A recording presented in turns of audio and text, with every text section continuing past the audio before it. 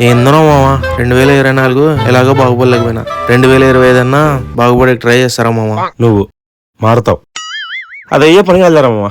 లేదురా మామా, నేను ప్రతి సంవత్సరం ఫుల్ కాన్ఫిడెంట్గా ఉంటా స్టార్టింగ్ లో, కానీ మైండ్ డైవర్షన్లు పిచ్చి పిచ్చి ఆంచడం వల్ల మళ్ళీ అదే దావుకిపోతున్నా. సర్లే, ఇక్కడ దగ్గరలో నాకు తెలిసిన లైబ్రరీ ఒకటి ఉంది.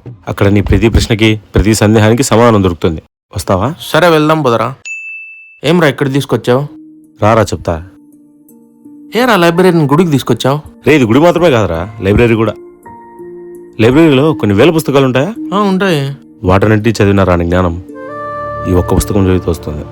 ఈ పుస్తకంలో ఈ ప్రపంచంలో ఉండే ప్రతి ప్రశ్నకు సమాధానం దొరుకుతుంది. నీ మనసులో ఉండే ప్రశ్నలకు కూడా. చెడిపోవడం ఏం చెప్పరా, కానీ బాగుపడాలంటే దానికి డిసిప్లిన్ ఉండాలి. ఆ డిసిప్లిన్ భగవద్గీత చదివితేనే వస్తుంది.